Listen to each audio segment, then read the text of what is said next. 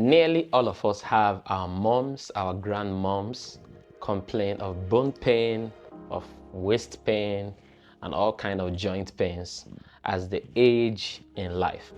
And some of the things that cause these things are related to pregnancy, because the relationship between the baby growing in the womb and the mom who is carrying it is almost parasitic. And what that means is that nature designs it that the priority is given to the growing baby. And if you don't have enough nutrients, the body tries to get everything available, mops it up to supply it to the baby. If you don't have enough calcium, all right, the body tries to mop it up from your bones and give it to your baby. And this makes that after pregnancy, a woman's body changes. And the way a woman adapts to that pregnancy varies from woman to woman based on what they know and how they carry themselves throughout the course of pregnancy. And that is what we will be discussing today: maternal adaptation to pregnancy. What are all the things you need to know and also to do to guarantee that you before pregnancy, you during pregnancy, and you after pregnancy have the best care that guarantees that even as you age on later in life, you don't have so much complications coming from the experiences of multiple children that you had in your reproductive years.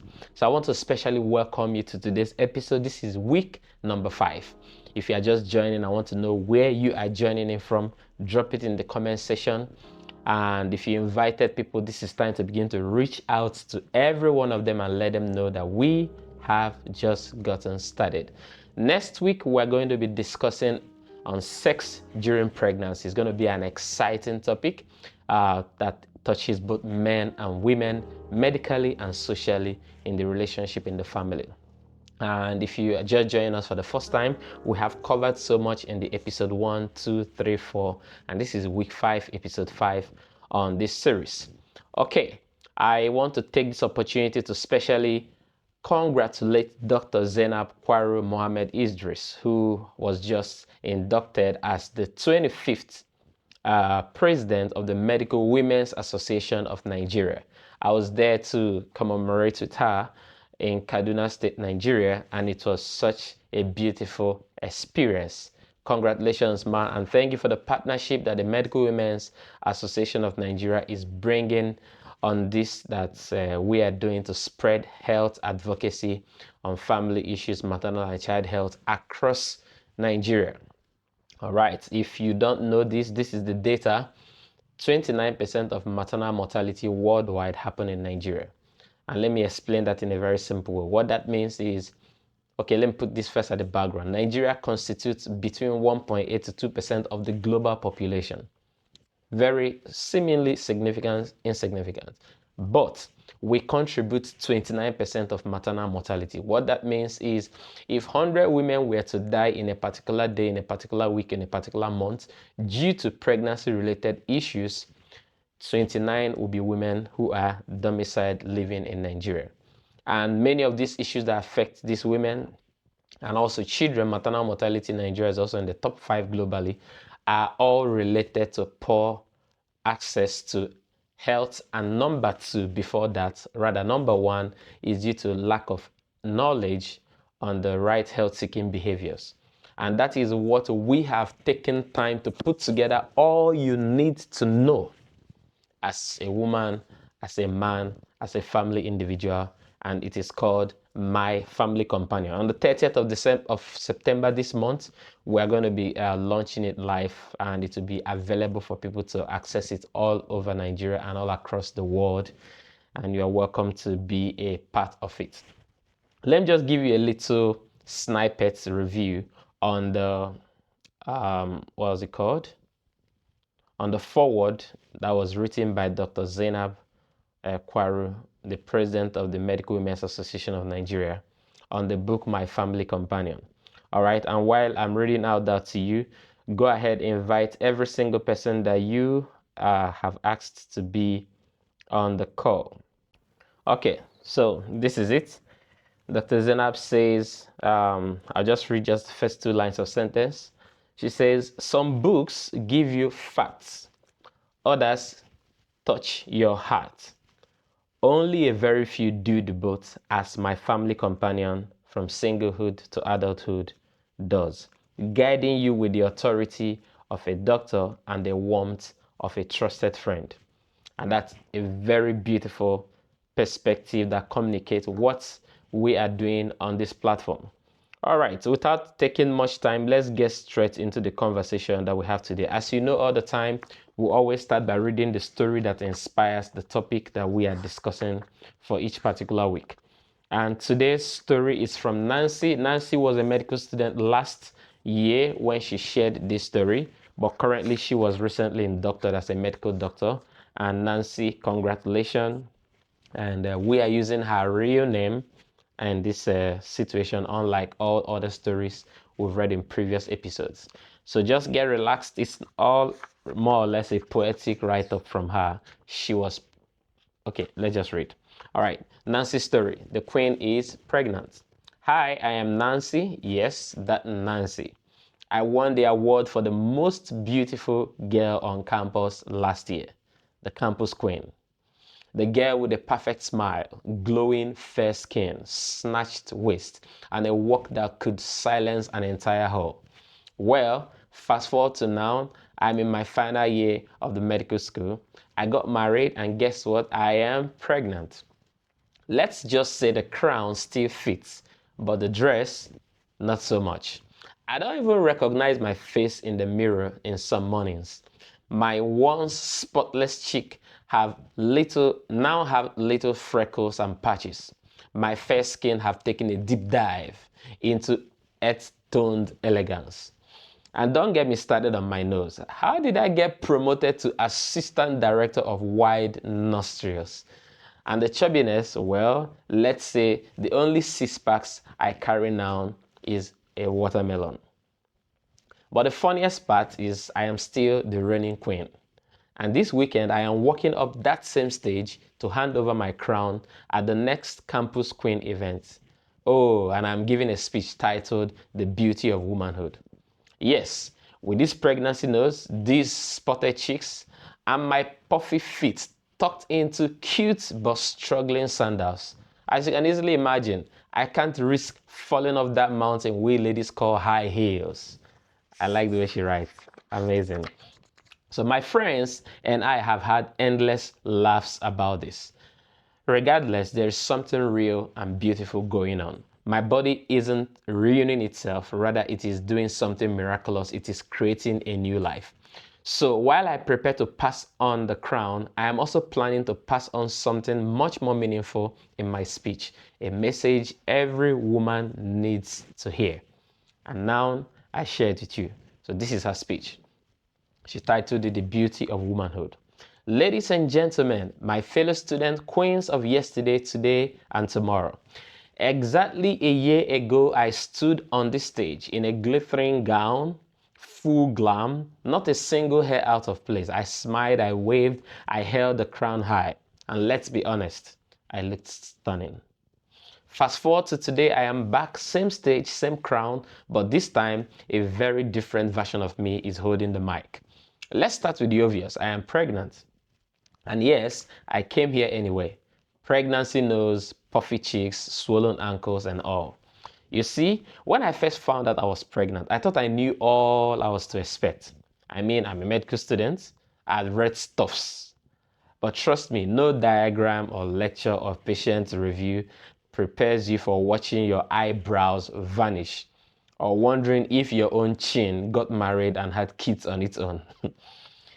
My skin, it's experimenting with new shades. My belly, that one has taken the lead role in this entire drama. My waist, we don't talk anymore. But through all of this, I've come to a deep, heartfelt realization. The beauty of a woman is beyond her looks. It is her essence. It is her strength, her smile, her story, and her softness. Pregnancy is wide.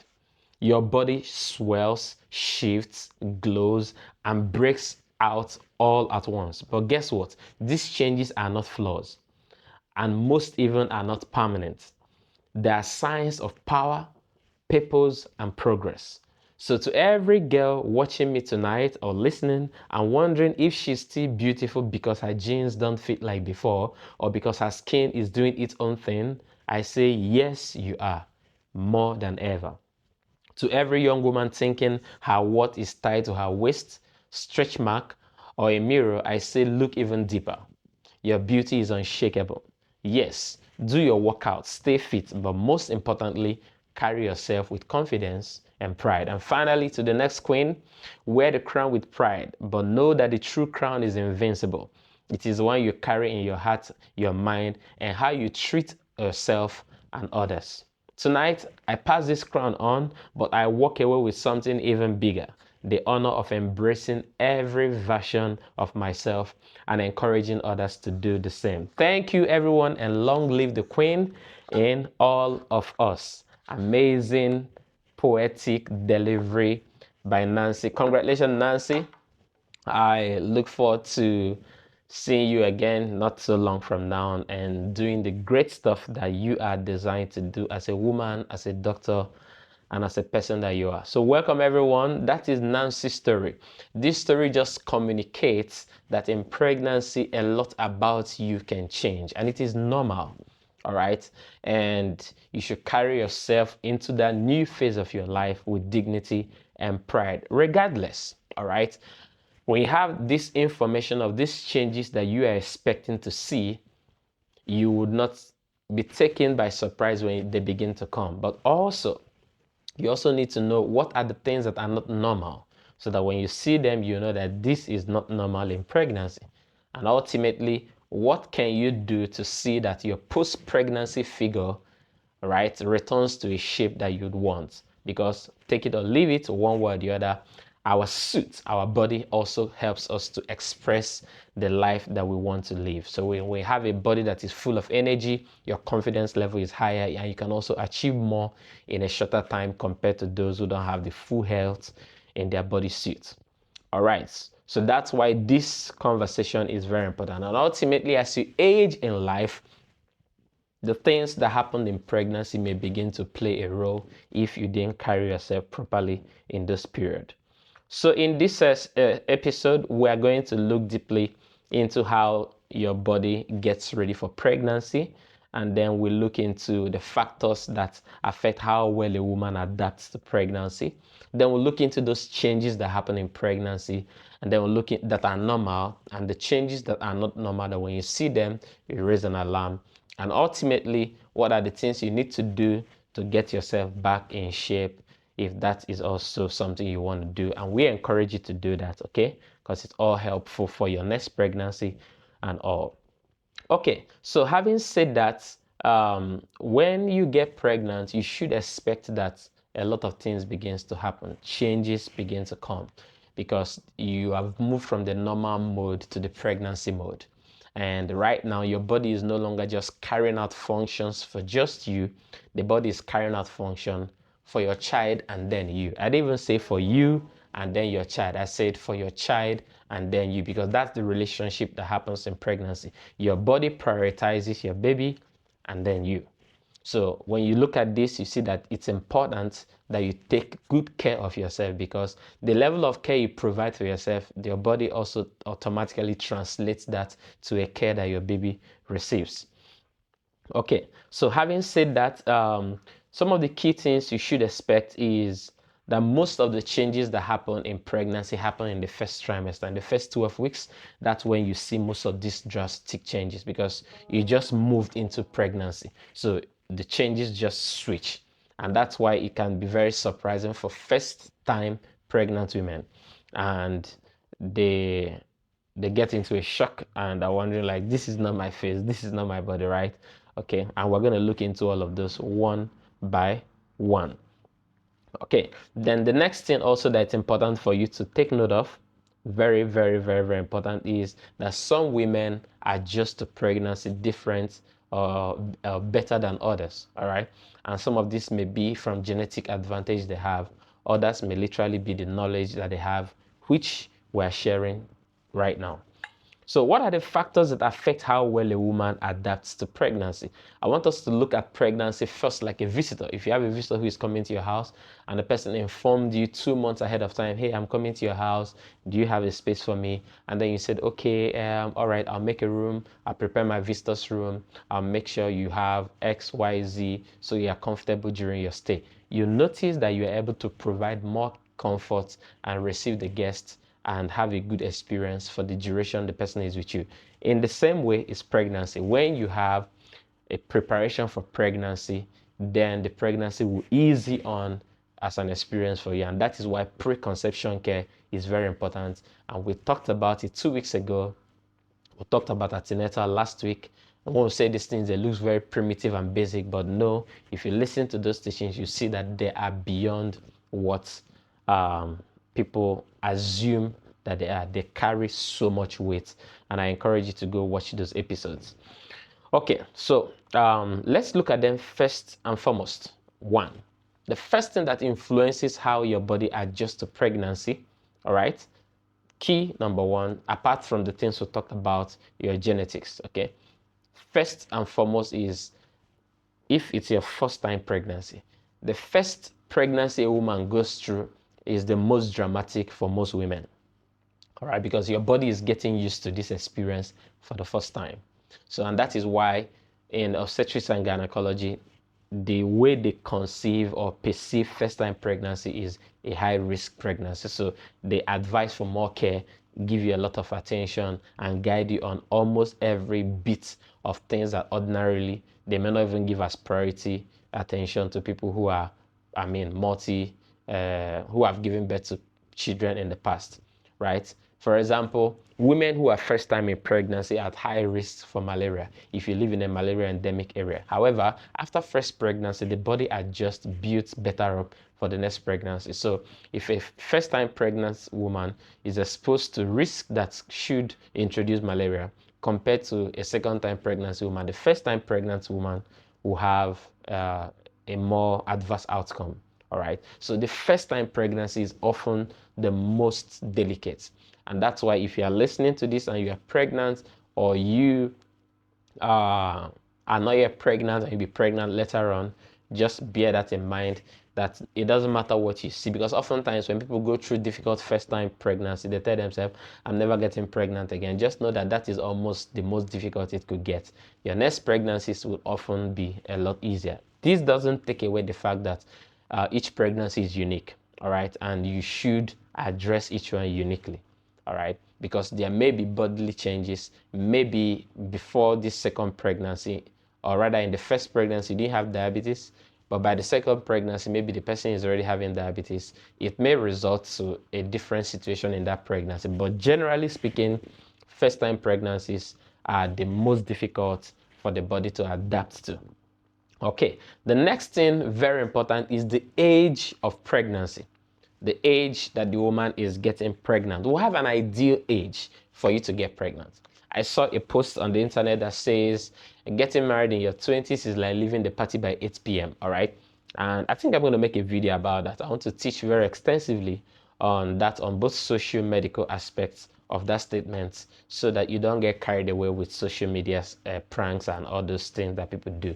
And yeah, let's come back to that. So there's an ideal age for women to get pregnant. The reason is because your ovaries don't have infinite supply. Unlike the man, a man who is 90 years old, his body is still producing sperms. All right. But a woman who is already in her 30s, the ovarian reserves already diminishing. Your eggs are beginning to diminish. So some women will say, okay, I will reserve my egg, and then, but just know that those things are very expensive. It's even more expensive than the rent you pay for anywhere you live in the world, right? So you don't want to think about it. You want to plan your life very well, so you take advantage of your most reproductive years and have your babies and have a good experience. All right. Let's not forget that pregnancy is not only about eggs and their viability. It's also about your body, the strength, the hormones, the changes that happen in each stage of your life. Your reproductive years are the best period for you to have your babies. And what are they? 18 to 35. If a woman has children before 18 years old, her body have not been developed fully to carry babies successfully, especially during labor. These are the issues that result in fistulas, where a woman is trying to give birth and there's lacerations, eventually urine, feces, when she's passing them are all mixed up together. That is a danger in having getting into conception too early. So that's why child marriage is a danger anywhere in the world, and we shouldn't encourage it. And then if you are giving birth above 35 years old, already a lot of risk factors are there.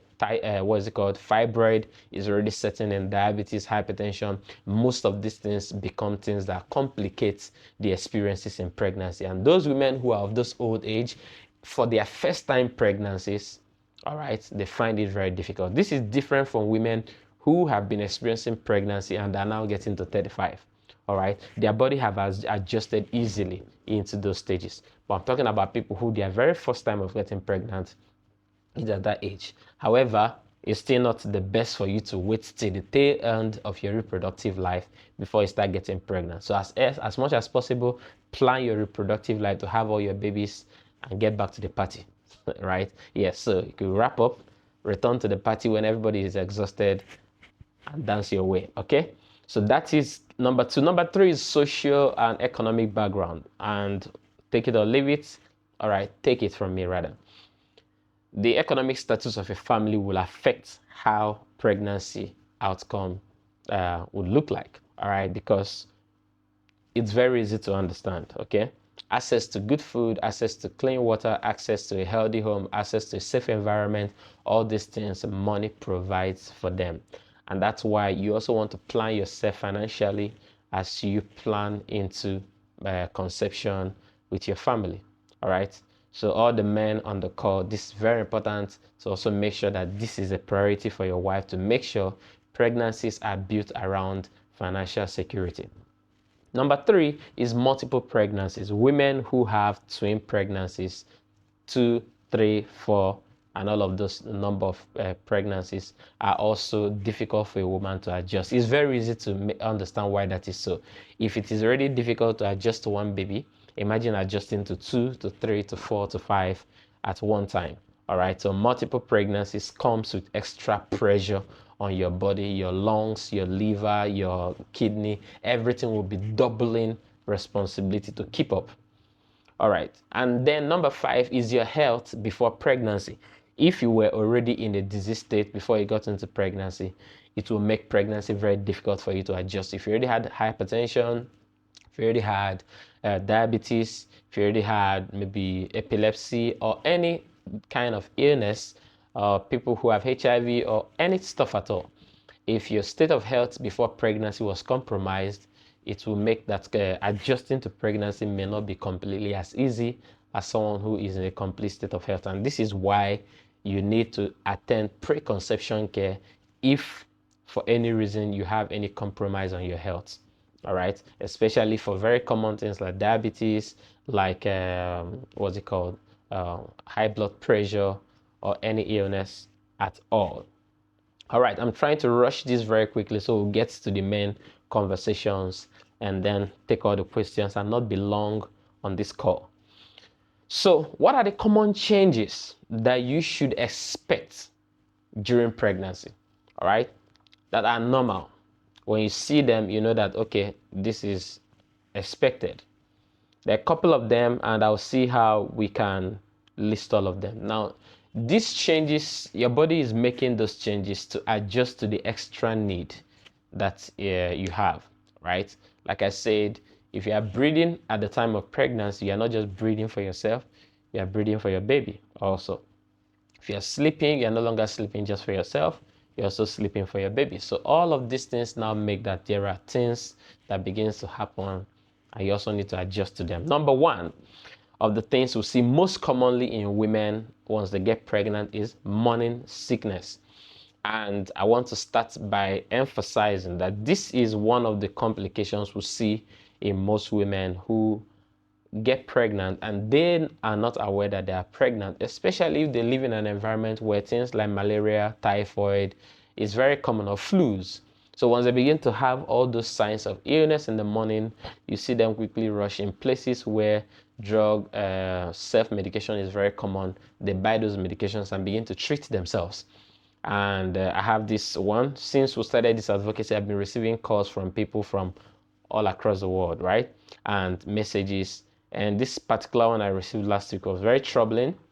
After we discussed on preconception care, someone reached out and explained that um, exactly what we talked about was her story. So she got pregnant, she didn't know, and she was taking typhoid treatment and treating malaria and continued doing this until after 5 weeks. It wasn't getting better. She then remembered, wait, I haven't seen my period for a month plus. So she goes and does a test and she was pregnant. Went to the hospital, only that at this time, the doctors are saying that the baby doesn't seem to be in a very good place. They gave her a 2 weeks appointment and she was to come back for a new scan. And if the child is not looking good, they would have to abort the baby. And that is not good.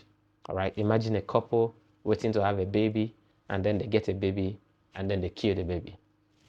I mean, not good. So this is why you need to understand what morning sickness is about. Morning sickness, like the name is called, are those feelings of unwellness that happens early in the morning, but as the day graduates to afternoon and night, it wears off. Okay, so and that's it. And this is because of a hormone called HCG, and it just plays its activities. And funny enough, women who have morning sickness have been shown to have good pregnancy outcome. In fact, not having morning sickness is a risk factor for miscarriage. So we've seen that most women who have morning sickness, they have a good pregnancy experience. It shows that the HCG concentration is building up properly and helping you to easy on into pregnancy in your second trimester and upwards. Okay, so 7 to 8 out of every 10 pregnant women will have morning sickness. And just know that it is a good thing. It is not a bad thing. However, there is an extreme aspect of it, which we call HG, hyperemesis gravidarum. Hyper is high, emesis vomiting, gravidarum pregnancy. So excess vomiting in pregnancy. All right, hyperemesis gravidarum. Don't mind all our bogus languages. Sometimes when I was in medical school, I used to wonder why can't they just call it too much vomiting or just use simple terms. You talk about brachial plexus, circle of Willis, and if you want triangles of the neck, check it. Easy. All right, so that's just me joking. Okay, so the challenge here is that some women not just have morning sickness, they now have excess vomiting, and this often shows up around the 4th week of pregnancy and continues. Some women will throw up to a point that they lose almost 5% of their body weight. So they're not receiving nutrients, they can't eat. If they take anything, they throw out. And they're not getting proper hydration. So who is suffering the most? Them and also their baby. And this makes that some of these women end up having miscarriages or having other complications that happen in their children. So as much as we say that morning sickness is good, if you begin to have excess vomiting that you can't even tolerate taking in anything, it's important you go see your doctor immediately, whether you have an appointment or not. Number 2, very important change you should expect in pregnancy is weight gain. All right. When a woman gets pregnant, the body begins to retain a lot of salt.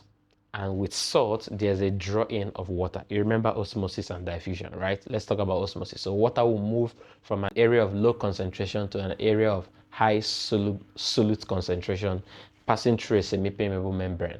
All right, I hope I just got all that correctly. But the context is if there's a high concentration of salt here and there's water here and there's a membrane separating it, water will flow and go to this side where there's salt to create a dilution, to create balance. But that process now causes that fluid accumulates in the woman's body. All right, and that is what makes that most of the weight you gain in pregnancy is just because your plasma volume is expanding. The fluid your body is retaining is expanding. Your blood volume is expanding. Yes, there is also adipose tissues. Some of them will deposit on your bum bum or your buttocks, which many women like that one. And some of them will deposit on your breast, which some persons are also very okay with. But some of them will deposit at your back and create some folds, and then deposit on your tummy and create some folds. And that is the one that nobody likes. All right. So we're going to talk about it at the end as to how and what you could do to have some of those excess fats go. But know that most of those water that are accumulated in your body, including the baby growing and then the amniotic fluid, meaning the water that the baby is inside, right? Those also add to your weight. So if you're always going to step on the weight scale to check if you are gaining weight, realize it is normal. As a matter of fact, when you're coming for antenatal, we expect you to gain 1 kg per week. Am I correct? I don't remember the data exactly, but like when you come to the hospital, if your weight is not improving for every visit, it gives us a sign that something is going wrong, because some women even try to do dieting while in pregnancy, and not even dieting the right way. They just want to keep shape. No, don't keep shape in pregnancy, right? Feed properly. Take enough protein, take enough nutrient, take enough vitamins, take enough vegetables, take good carbohydrates, and make sure you are well fed. After your delivery and after your exclusive breastfeeding, we can get back to low calorie, a calorie deficit, and begin to rebuild your shape if that's what your priority is about. Number 3, that you may see that is normal in pregnancy is dizziness and tiredness. And this is because of what we call anemia in pregnancy, or physiologic anemia. What that means is that it is not anemia because you are sick. What is anemia? In a very simple way, it simply means your blood level is low, right? It means your blood level is low. And let me explain it in a very simple way. So if you have a bottle of soft drink and then you pour it into a larger container, right, and then you begin to add water, you will realize that that water that you've added has diluted the concentration of the soft drink, but it is still one complete soft drink, maybe 50 cl. It is still there, only that it is then diluted. So the same thing happens in pregnancy. When your body begins to draw in a lot of water and retain a lot of fluid, it will then dilute your blood, so that it will look as though if we take it and do a sample in the lab, we'll notice that your concentration is low. But it is not because you are losing blood, but it is because there's extra fluid being added to your body. We call it physiologic anemia. And this is what causes you to feel some kind of dizziness, and it is normal. But you should also discuss it with your doctor. All right. Now, there's a thin line between what is normal to when it shifts to becoming an illness. So it is the background history your doctor gets from you will help us know whether this is a normal physiologic anemia or if there is need to optimize your health. But this is also why we give you all your routine drugs. One of them specifically is your fesolate and also your folic acid. And these two are very essential for your blood buildup, all right, and also your overall health, and also the health of your baby. And you don't want to miss your routine drugs throughout that period, alongside healthy feeding. All right, taking a lot of fruits, vegetables particularly, and eating properly helps you to make sure that you maintain a good blood state throughout pregnancy. Number 3 change that most women will realize is that the way you used to sleep before, you won't be comfortable sleeping like that anymore. If you're a person who likes to lie on your back, you realize that once you start getting pregnant and then in your 3rd trimester, when your abdomen has become very big, you notice that if you lie on your back, it will be as though you are losing your breath. It is normal, and I'll explain what happens there. All right. Right inside your abdomen, towards the posterior part, if you just go in at the back of your tummy, at the back of your stomach, then let's just say between your vertebrae and the abdominal content, there are 2 vessels. One is coming from the leg and taking blood from everything in your lower extremities and taking it to the heart. One is bringing blood from the heart and sending it back downwards towards your lower extremities, your abdomen, your waist, your leg, downwards. So the one going down is the artery, and the one coming up is the vein. Going down with blood that is rich in oxygen, rich in nutrients, rich in everything.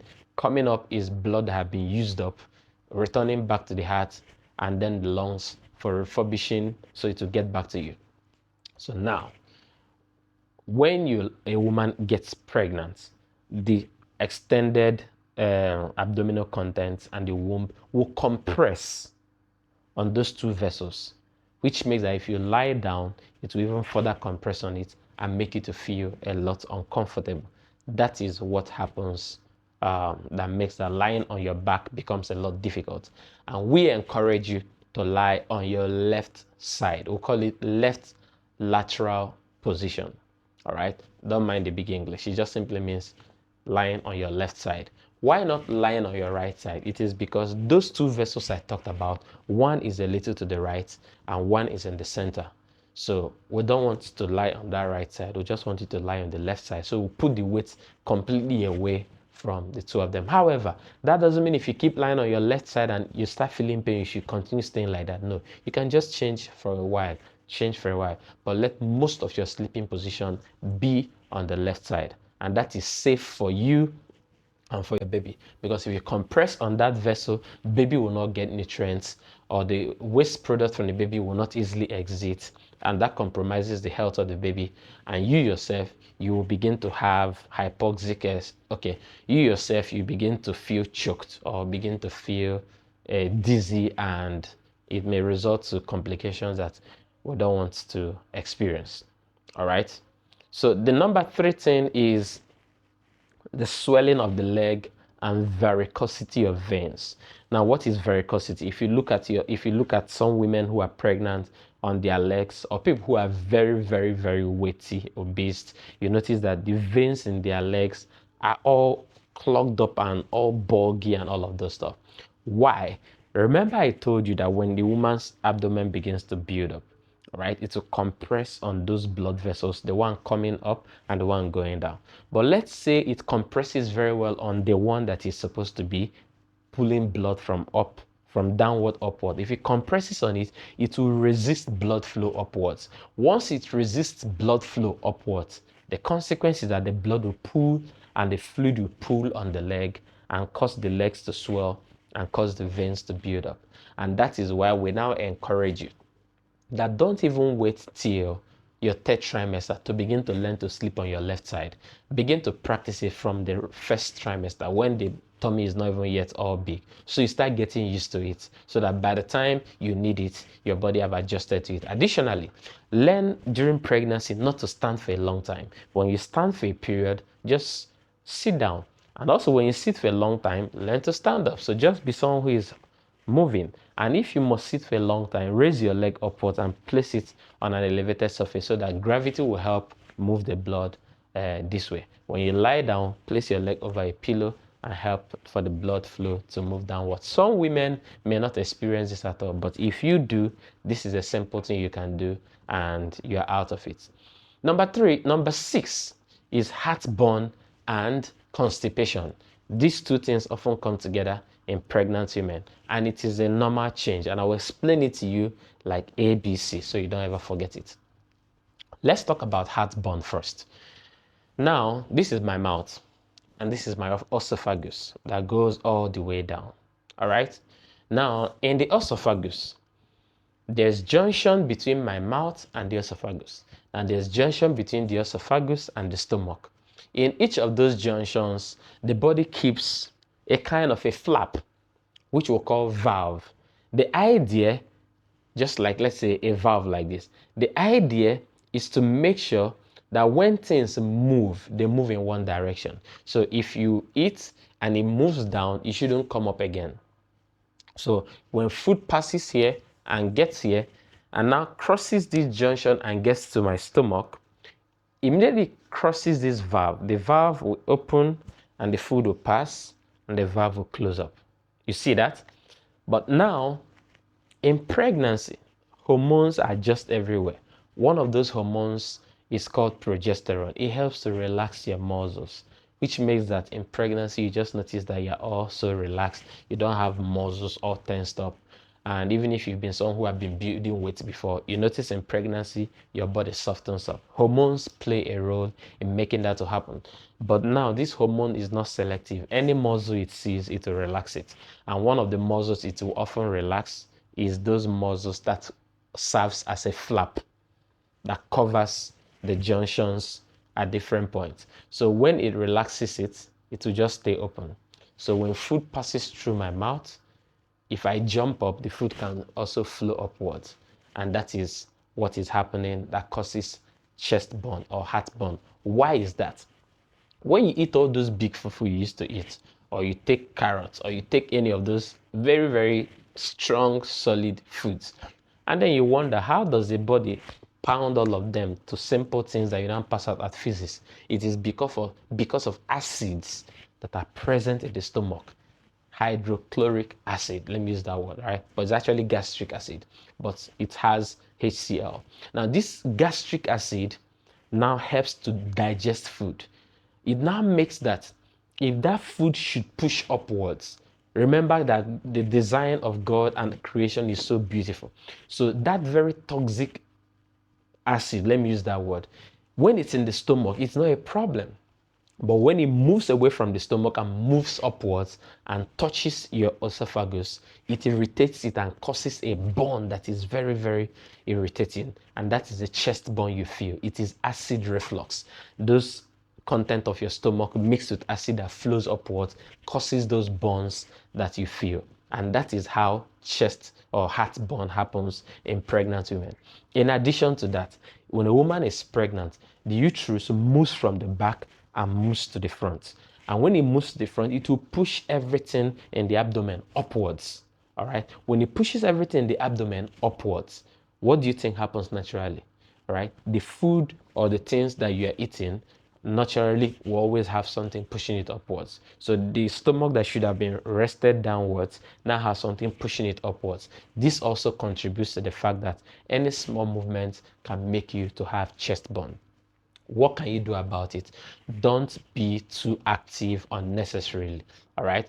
And when you want to be very active, be active, not immediately just finish eating. All right. So that your tummy is free of food at that point. Then when you lie down, don't lie flat. Lie with a pillow so you are somewhat elevated, so that gravity doesn't push things upward, but rather make sure that things go downward. And that is a key. All right, am I missing anything? Okay, I don't think I am. Now, the next thing now is constipation. These two often come hand in hand. Because of this relaxation of all the muscles, there's what we call peristaltic movement. When you put things in the stomach, all you did was to swallow it. Everything else that happens till it comes out as waste product, you don't control. There is a peristaltic movement that continues to contract the muscles of the digestive system to keep pushing things downward.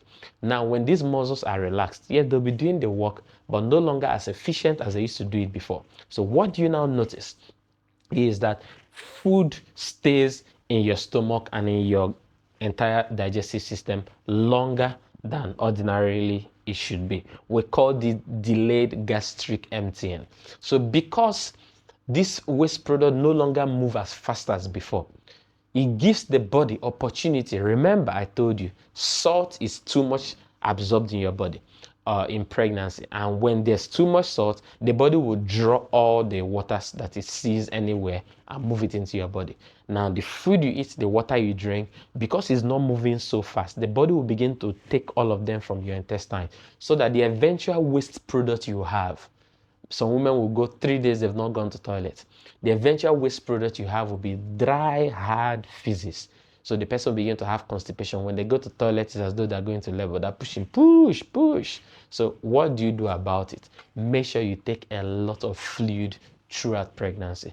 When you eat food, take a lot of water. When you're not eating, take a lot of water. All right? And it will help to make sure that you don't ever run into constipation. Take a lot of fiber diets. Take a lot of vegetables. Take a lot of fruits. All of this will help you to have a very good movement in your digestive system. All right, I hope you get that. Number 7, change that you would see in pregnancy is the changes in your skin and in your hairs. All right, there's hyperpigmentation in pregnancy. What that means is that you see a line, that beautiful mark, you see that goes all the way down, right? We'll call it linea nigra. Some people may also have some dark patches on their face. We'll call it klausma. It may not be in everybody, but in some people, it features present. Then you may also see some stretch marks, and then your nipple may get darkened, the areola may get darkened, your armpit may get darkened, your genitals may get darkened. But don't worry, after pregnancy, all those things will clear up, okay? I know all these things are important to women, and it shouldn't get you on your nerves. You will all be all right immediately after pregnancy. The next noun is your hair. Most women in pregnancy, their hair becomes so impeccable, so beautiful. The hair are rich, are full. All these things are hormones deceiving you. After pregnancy, many of them will fall out. Okay. All right. But you should expect that some people it may not fall off, but in most people it will fall off. Now, if you already have some existing scars in your body, places you have injury and there was a scar, it may become hyperpigmented in pregnancy, meaning it may darken and become darker than it used to be. But don't worry, after pregnancy, many of them will also naturally go away. Don't start using retinol creams to start rubbing on yourself. Like we discussed in preconception care, those things can lead to miscarriage. Any cream you're using in pregnancy must be creams that is void of anything vitamin A, retinol, or any of the shades of its presence. And I've taught you how you can confirm that. Go watch that episode, okay? So don't make this one very lengthy. All right, so these are the changes that you should expect. The eighth change that is common in pregnancy is what we call Braxton Hicks contraction. So this is contraction that begin to happen, but it's not regular. It's irregular. It will contract, and it will stop. And then you can't say the pattern is coming, but it just comes and goes in pregnancy. And this is the womb warming up for Labor Day. So it's really preparing and just preparing for the day is to go into the boxing area and begin to kick, baby, come out, come out, come out. All right. So now those contractions also have things that can like make them to come up, and it can be painful, like really, really painful. It can be painful.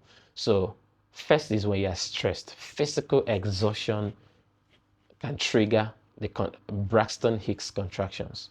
All right, and they begin to feel it on the sides, on the in the tummy, just anywhere at all, and they become a little painful in pregnancy. And that stuff is when you hold urine for a long time. All right, it also can trigger you to begin to have contractions. All right, remember that when a woman is pregnant, the uterus or the womb like takes a lot of space, reducing the space that the bladder ordinarily should have. So you can't hold as much urine as you could hold before. And this is what makes that a pregnant woman may find herself urinating more frequent than she used to urinate when she wasn't pregnant. So don't hold urine unnecessarily because it may trigger you start having contractions. So wherever you are when you're going out, dress in an easy way so that you can easily help yourself whenever there's need for you to wee or to use the restroom. All right. Another stuff is dehydration. If you are not drinking a lot of water when you're pregnant, it can also trigger the Braxton Hicks contraction. But let me get to the sweet part. Most women, especially from the second trimester, right, there's a very strong urge for sex. And next week we're discussing sex and pregnancy. It is one of the sweetest topics that I like discussing with pregnant women because it can be sweet and painful at the same time, and there are very useful benefits for sex in pregnancy when it is done the right way. Helpful for the woman, helpful for the man, helpful for the family. Okay, and then after sex in pregnancy, there's often a trigger of, so if you've been pregnant before, you notice that immediately you are done having sex, it's as though you start having some contraction pain, you start having some pain, and then you tell yourself I won't have sex again. But then again, when the urge comes and you're really feeling good about having sex, you have sex again, and then you may have pain. So what can you do about it? Take some water, all right, and change your lying position, and it can make that pain to go away faster.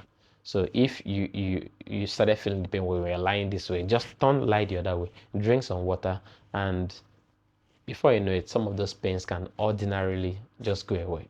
All right, we'll talk in details about this next week. Okay, the next change you may expect to see, we've talked about it a little, is on your breast. Okay, we've talked about the color changes on your nipple and in your areola. Areola is the nearest circumference around the protruded nipple, it can become darkened also. So, but in addition to that, the breast will become bigger in pregnancy, and all of these things are in preparation for the milk production that will be coming once the baby is delivered. All right, so you should expect that, and it is very normal. After pregnancy, the size will reduce after breastfeeding also. And then finally is vaginal changes. All right, when a woman is pregnant, there are changes that happen in the vagina. The first is that the vagina becomes very acidic, very, very acidic. This is to protect the woman from any germ that may want to go upward to affect the baby that is upward inside in the womb. All right, so but you may not see that, but just know that that is already happening to protect you. Number two is also, and that is why don't douche when you don't ever douche, but especially in pregnancy, don't use soaps or antiseptics to wash inside your body when you're pregnant as a woman, because that is not good for you, that's not good for your baby, and that's not good for anybody at all. All right, then if you think you have an infection, then you have to go and see a doctor for a proper treatment. Number two change you should expect in your vagina when you get pregnant is some mucus plugs. There'll be a thick, slimy substance you may see occasionally. That is mucus, and the idea is for it to plug. All right. Now, inside the reproductive tract of a woman, as you ascend upwards, you meet the cervix. The cervix has a junction, right? That when it opens up into it is down the womb that you access. That junction needs to be plugged, right? It will be closed by a semi-solid mesh called mucus plug, just like mucus, but this one it will plug and be thick there. But in the process of that mucus formation, you'll be seeing it occasionally. Now, when you are close to labor, mucus plug is also a sign you are close to labor, because it will go out like a tick of mucus with flickers of blood in it, and then we'll call it a show, bloody show. They tell you, did you see your show? Some women will say, I've seen my show, but I'll wait for before I go. No, when you see it, go to the hospital, let the doctor tell you you need to go, come back later, but don't take those risks of staying back because your water has not broken. If your water has broken already, it's a dangerous place. You should be in the hospital when the water breaks. It shouldn't be best that you're in your home, in your workplace, when your water breaks. So all these things you'll be taught in antenatal on what to expect. When you begin to see certain kinds of contractions that are regular, you know it's time to go to the hospital. Your doctor will assess you and know whether to keep you and prepare you for delivery or tell you go and come back later. Don't make those decisions yourself. Okay, so there you have it. Let's look into some of the common yet abnormal changes that you may see in pregnancy. They are common, but they are not normal. The first, we're going to look into in the first trimester. We discussed some of these things last week. I'll just mention them 1, 2, 3 without spending so much time in them. The first is if you have abdominal pain in the first trimester, the first 12 weeks, all right, it could be a sign that there's an ectopic pregnancy or that there's a threatened miscarriage or something is going wrong. It is not normal to be having contractions in your first pregnancy or any form of abdominal pain in your first pregnancy. Number two is vaginal bleeding or spotting. You are not supposed to be seeing your period in pregnancy. When people say that, just ask them, did the woman let her give birth? You always hear no. All right, so there's nothing like seeing your period in pregnancy. When a woman is losing blood, even when she's pregnant, something is happening to the conception and there's need to go and see a doctor immediately. All right. Number three is severe nausea and vomiting, like I talked about, hyperemesis gravidarum, excess vomiting in pregnancy, which is a morning sickness. When it is too much, it can lead to dehydration, electrolyte imbalance, affect the woman, affect the baby, and not good for anybody. The next one is urinary symptoms. When you're urinating and it is painful, you're urinating and there's blood, you're urinating and there's a foul smell, you need to go and see a doctor immediately. And I also want to revert back to what I talked about, vaginal changes. One thing you used to notice the difference between the vaginal change that is normal with any discharge in pregnancy, it is that the discharge that is normal is slimy mucus, no foul smell, And then when we mean foul smell, we mean bad odor. It's not like that. But in any other type, you begin to see whitish color, brownish color, foul smelling, infection have set in. Then the next is fever.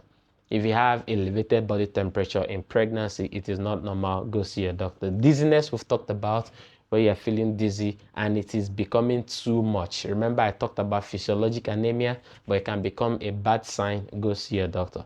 Vaginal discharge that is thick, white, itchy is a sign that something is wrong. It could be a yeast infection, a bacterial infection, or anything else. In the second trimester, most of these things too, if you see them, they're not good. Whether it's abdominal pain, whether it's any of the things we mentioned. But take note of these two: severe headaches in the second trimester. It could be a sign of high blood pressure that is beginning to build up towards what we call preeclampsia and eclampsia, where women will have convulsion in pregnancy with other severe outcomes that you may not want to hear. All right. Then if there's a sudden, the word there is sudden swelling of your hands and your feet, not the one that I described earlier, sudden swelling, it could also be a sign that preeclampsia, which is the high blood pressure I talked about with protein building up, is setting in. Okay, the urine we talked about, excess urinate, painful urination, blood in urine, all the things we talked about, foul smell in your urine, all those things are not a good sign at all. They are common, but they're not a good sign. Okay, so, and ultimately in the third trimester, everything we talked about also is the same. If you see any of those things, they are not a good sign. But let's mention the key ones that are important in third trimester. If you see reduced baby movement around week 28, you should begin to feel your baby movement. So if you, and your doctors will teach you how to count the kicks and all. If you notice that your baby is no longer moving very well, you need to go and see a doctor. If you remember, if you read the Bible, when Mary came to see Elizabeth, the baby in her womb leaped and she could feel it. The same would happen to you from 28 weeks of pregnancy. You begin to feel your baby movement. Oh, he just moved. Oh, he just moved. If it stopped moving, it's a bad sign. Immediately go see your doctor. If you are having shortness of breath, you are walking upstairs and you can't breathe again, it is not, don't say, okay, it's pregnancy. No, something is wrong. Go and see a doctor. If you're leaking your fluid in your third trimester, all right, these are common things you see in different stages of this different trimesters. In the third trimester, some women will begin to leak fluid, and they tell themselves it's normal. It is not normal. It means there's a compromise in the mucus plug, and fluid is leaking out, and that fluid is what provides a healthy environment for your baby. The doctors need to see it and do something about it. All right, and then yeah, I don't think there's any other key thing I've missed out. I'm trying to make sure we don't stay unnecessarily lengthy on the call. So those are those key issues. Let's now talk about what do you do to regain your body after pregnancy. Number one is to realize that all those things that happened in pregnancy, you don't have to do anything. They almost return back to themselves. The water that was built up, salt will reduce and water will go with it. The hair that was full may return back to the previous hair you have. All those spots on your face will almost naturally go on its own. Don't start rubbing unnecessary things. It's not healthy for you. All right. The stretch marks will naturally go. The ones that will go, some of them will not completely go. When you go for work, come back, there's an evidence that you went forward. Those are marks of your great accomplishment. So bear them with pride and don't let anyone talk you in a way you feel insecure about yourself. All right. So it's a mark of accomplishment. Let me put it that way. Yes, you could do some things to improve your how you feel, but don't be so obsessed with making sure you come back to stone skin, perfect skin, all those things. When people begin to pursue that, they may do certain things that may compromise the health of their babies. So almost all those changes that happened in pregnancy naturally will revert. So let's now talk about the ones that will not often go by itself and what can you do about it? Principally weight gain. All right, weight gain, and then ultimately also your psychology, your mindset, because most women after pregnancy step into depression. It's a topic later on in the chapter of this series, so let me not go ahead of myself. But let's talk about the bodily changes. So the fats that deposit on a woman's body during pregnancy helps to cushion the pregnancy experience, but some of them will remain after pregnancy. And what are you supposed to do about it? First is, during your breastfeeding period is not a time to start dieting to lose fat. You remember you are still living for yourself and also for your baby. So breastfeeding is primary. So you need to take a lot of fluid, take good protein, eat very well, good carbohydrates, and feed well so you're not severe. But the moment you are done with breastfeeding from your third trimester, from your 6 weeks, 6 months after delivery, from this point you can begin to now plan how to lose weight. And now I'm not speaking as an expert. I have to read this particular stuff up to share with you. The primary key thing for losing weight or losing fat, let me not just say weight, losing fat, right? And talking about fat, the fat that deposits on your skin is not as dangerous as the fat that is inside your body, inside your abdominal space, clogged around your heart. See people, their liver fat, call it fatty liver, kidney fat is deposited there, intestine fat everywhere. Those fats are called visceral fats. Those are the very dangerous fats. But the fats on the surface of your skin can easily burn off if you do certain things. And the key thing for either of them anyway is calorie deficit. Eat less food than you need, and the body will convert your fats to provide your body energy, and that's how you lose fat. Workout is good, but if you want to work out and when you're done working out, you come and load yourself with food, no change will happen. Workout only adds to the caloric need of your body, so that if you're already not eating as much as you need calorie wise and you're already demanding too much caloric need, the body will burn it off even faster. That is a simple thing about losing weight, whether you're pregnant or you're not pregnant. All right. And number two is not eating late into the night. All right. Let me not go into the sciences, but those are the key 2 things or 3 things. Calorie deficit, eat less calorie than you need. Exercise, so that you increase the caloric need of your body, so that the body is in extra need, and then it will look for, where can I find energy? See fat, it will mop it up and give you energy, and before you know it, you lose all the fat. So you begin to feed more on proteins, take vegetables, and make sure your food is very healthy, and not load yourself with heavy caloric, eating junk food, biscuits, cornflakes, all those soft drinks, unnecessary drinks. All those things add up to unnecessary calorie that your body doesn't need. Don't snack a lot if you want to lose weight, especially after delivery. Rather, take a lot of fluids, vegetables, proteins, and you see that we are well fed, but you're not taking excess calories. All right, and that is very, very, very, very, very, very basic on how you could do that. And that's how you see that what the body does first is that it will mop up all the visceral fats, those ones that can cause disease. Then next, it will start burning off the fats that is in the surface of your body, in your tummy, and then those back folds that many of us don't like. And ultimately, when you are done giving birth, your womb is still in front. It needs to return to the posterior surface so that the intestine and the stomach and the bladder can cover up the surface again. Because if you bring a non-pregnant woman and you make an incision on her body and look, it is not womb you will see, because the womb is hidden at the back. So, but when a woman gives birth, the womb comes to the front. The only thing that causes the womb to move back is contraction. And what initiates those contractions? Hormones. And what is the name of that hormone? Oxytocin. And when is it released? During breastfeeding. And that's why exclusive breastfeeding will help to contract your womb, because the hormones that causes the contraction of your nipple for milk release will also contract your womb and cause it to shrink and reduce till it returns to the posterior surface. If it doesn't contract enough, it cannot return back to that place. The contraction is what withdraws it till it returns to the posterior surface of your body, and that is very important. So exclusive breastfeeding helps both your baby to be well fed and nourished and protected health-wise, and also helps you to return back in shape. When a woman doesn't breastfeed properly, what happens is that Even if you want to do all the exercise, do calorie deficit, do all those things, you just lose your body fat, but you still notice that your stomach is protruded and your lower abdomen just below your waistline. You notice your bladder will still be purged out because the womb has not moved back, so the bladder is descended and a lot bulgy.